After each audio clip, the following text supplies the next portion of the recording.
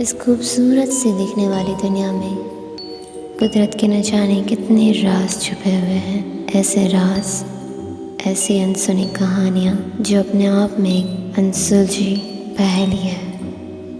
एक ऐसा ही वाक़या मेरे दादाजी के साथ हुआ।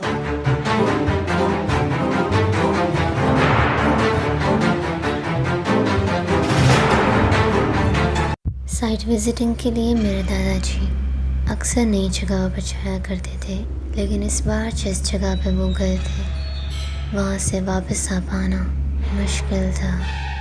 सर्दी की उस शाम को पहाड़ की वादियों में उस जगह में मेरे दादाजी साइट विजिटिंग के लिए गए हुए थे।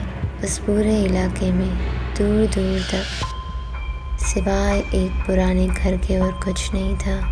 पुराना सा टूटा फूटा सा घर उस पूरे इलाके में सिर्फ एक। उसे देखकर ये पता चल रहा था कि यहाँ पे सालों से कोई नहीं आया था। घर को अंदर से चेक करने के लिए दादाजी घर के करीब गए। दरवाजे की हालत इतनी बुरी थी कि अगर थोड़ा सा भी जोर लगा तो वो वहीं गिर जाएगा। वो धीरे से घर के अंदर एंटर हुए। जाहिर सी बात है, इतना पुराना घर, सुनसान जगह, तो अंदर से हालत और खस्ता होगी। मगर हैरानी की बात ये कि घर को अंदर से बहुत ही साफ और परफेक्ट रखा गया था। इसी हैरानी के चलते वो घर में अंदर दाखिल हुए। उस खामोशी में उनके कदमों की आवाज़ तक पूरे घर में गूंज रही थी और एक अलग ही खौफ बना रही थी। हॉलवे से पास होकर जब वो गुजर रहे थे तो अचानक से उनके पीछे का दरवाज़ा धीरे से खुला।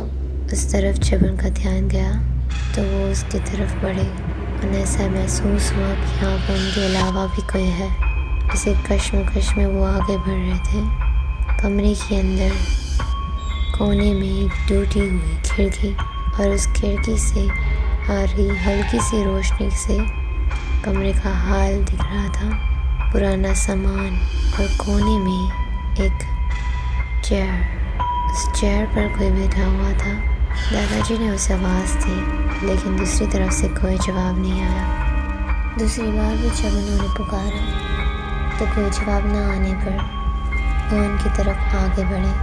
वो अपनी चेयर पर बैठे हुए थे। दादाजी उनके करीब गए। कुर्सी पे बैठे उस शख्स ने उनकी तरफ हाथ बढ़ाया, लेकिन इससे पहले कि दादाजी उनसे हाथ मिलाते या कुछ कहते, खिड़की ज़ोर से झपकी और अचानक से उनका ध्यान उस शख्स पर गया।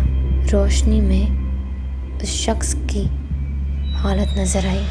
उसे देखकर दादाजी वहीं के वहीं दंग रह गए। उनके पैरों से ज़मीन खिसक गई।